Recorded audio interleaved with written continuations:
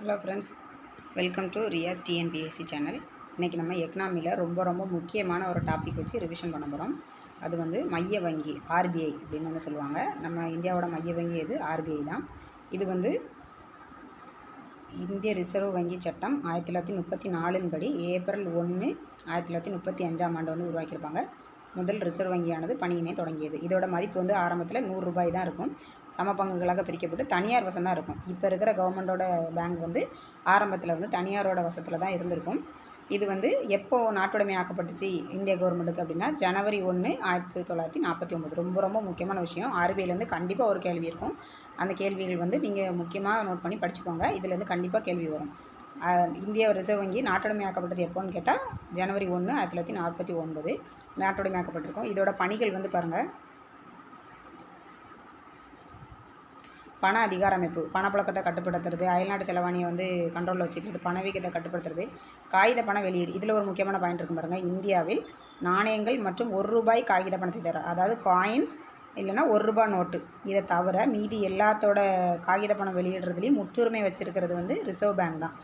இந்த ரெண்டையும் வந்து அவங்களுக்கு வந்து கிடையாது. அது வந்து கவர்மெண்ட் வந்து ரிலீஸ் பண்ணுவாங்க. இது மற்ற தவிர காயின்ஸு இல்லைனா ₹1 நோட்டு, ₹1 நோட்டு இருக்குது. அந்த ₹1 நோட்டை தவிர மீதி எல்லா நோட்டோட முற்றுரிமை ரிலீஸ் பண்ணுறது வந்து ரிசர்வ் பேங்க் தான். வங்கிகளில் உரிமை வழங்குவார். இந்த ரூல்ஸ் படி பிரிவு 22 இருக்குது பாருங்கள், வங்கி முறைப்படுத்தல் சட்டம். இதுபடி ஒரு வணிக வங்கியும் இந்திய ரிசர்வ் வங்கிக்கிட்ட கண்டிப்பாக லைசன்ஸ் வாங்கணும். அரசுக்கான வங்கி, கவர்மெண்ட் பேங்க் நம்ம வந்து சொல்கிறோம். நெக்ஸ்ட்டு பாருங்கள், வங்கிகளின் வங்கி, வங்கியோட வங்கி அப்படின்னு சொல்லுவாங்க. கடைநிலை கடன் ஈவோன், ரொம்ப முக்கியமான பாயிண்ட். கடைநிலை கடன் ஈவோன், அதாவது இந்திய ரிசர்வ் பேங்க் தான் எல்லா வங்கிகளுக்கும் நிதி கொடுக்கும், கவர்மெண்ட்டுக்கும் வந்து நிதி கொடுக்கும்.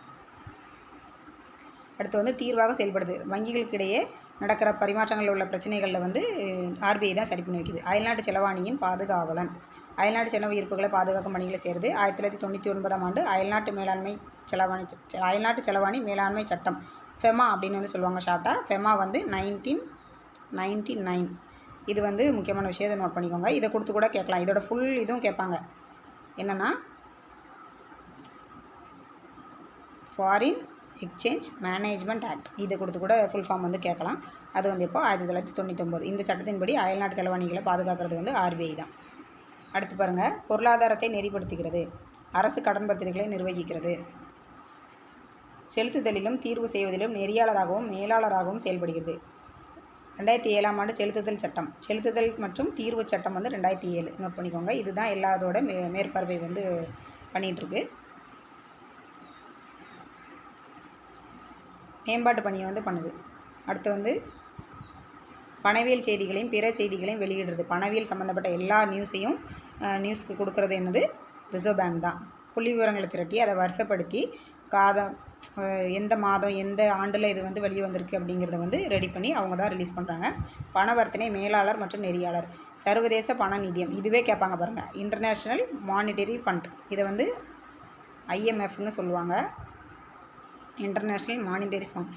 இந்த உறுப்பினர் பிரதிநிதியாக இந்திய ரிசர்வ் வங்கி விளங்குது. இந்த இன்டர்நேஷ்னல் மானிட்டரி ஃபண்ட், சர்வதேச பண நிதியம் அப்படிங்கிறோட ஒரு மெம்பராக வந்து இந்திய ரிசர்வ் வங்கி, இந்தியாவோட உறுப்பினராக அதில் வந்து கலந்துட்டுருக்குது. வங்கி குறை தீர்ப்பாய சட்டம், ரிசர்வ் வங்கி 1995 வங்கி குறைபாயத்தினை வந்து ஏற்படுத்தியிருப்பாங்க. இது மூலமாக வங்கிகளோட குறைகளை தீர்க்கிறதுக்கு அது வந்து முற்பட்டுக்கிட்டு இருக்குது. இந்திய வங்கி நெறிமுறை மற்றும் மதிப்பீடுகள் வாரியம், வங்கிகளோட திறனை அறிவிக்கிறது, அதோட கட்டுப்பாடுகளை வந்து வச்சுருக்கிறது எல்லாமே ரிசர்வ் பேங்க் தான். பேங்கிங் கோட்ஸ் அண்ட் ஸ்டாண்டர்ட்ஸ், இதை வந்து நோட் பண்ணிக்கோங்க. இது வந்து ஒரு பேங்க்குக்கு என்னென்ன கோட்பாட்டில் வந்து அவங்க வந்து செயல்படணும், இந்த பேங்க்கு இந்த கோடு இந்த ஸ்டாண்டர்டில் இவங்க வந்து இருக்காங்க அப்படிங்கிற மதிப்பீடுகளை வந்து அதை தான் வழங்குது. அடுத்து பாருங்கள், ஆர்பிஐயோட முக்கியமான ஒரு பாக்ஸ் கொடுத்துருப்பாங்க, அதை பார்க்கலாம். இந்திய ரிசர்வ் வங்கி வரலாறு பாருங்கள். 1934 சட்டப்படி 35 ஏப்ரல் 1 வந்து இது வந்து கிரியேட் பண்ணியிருப்பாங்க. ஜனவரி 1, 1949 இது வந்து நாட்டுடைமையாக்கப்பட்டிருக்கும், அதாவது மத்திய அரசுக்கு சொந்தமாக. அதுக்கு முன்னாடி வரைக்கும் தனியார்கிட்ட இருக்குன்னு நம்ம இப்போ தான் பார்த்தோம்.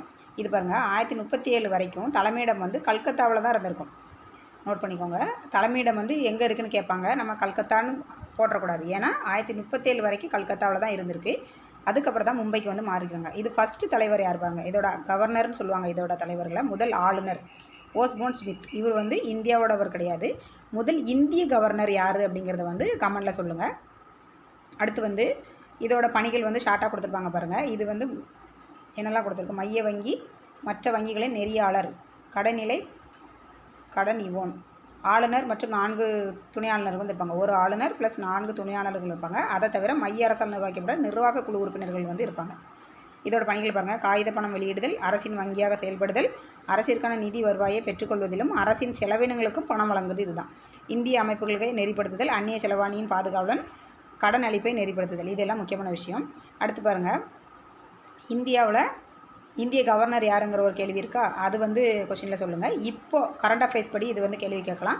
கரண்ட் அஃபேர்ஸில் உள்ளது என்னென்னா, சஞ்சய் மல்கோத்ரா அப்படிங்கிற ஒருத்தர் தான் இதோட இப்போ கவர்னராக இருக்கார். அதே மாதிரி அதிக காலம் ஆர்பிஐயோட கவர்னராக நீண்ட நாள் செயலாற்றினவங்க யார் அப்படிங்கிறது வந்து கமெண்டில் சொல்லுங்கள். அதே மாதிரி முதல் தமிழ்நாட்டிலேருந்து கவர்னராக இருந்திருப்பார், அதுவும் யாருன்னு கமெண்டில் சொல்லுங்கள். வீடியோவை ஸ்கிப் பண்ணாமல் ஃபுல்லாக பாருங்கள், அப்போ தான் நோட் பண்ணிக்க முடியும். தேங்க்யூ. லைக் பண்ணுங்கள், ஷேர் பண்ணுங்கள், கமெண்ட் பண்ணுங்கள்.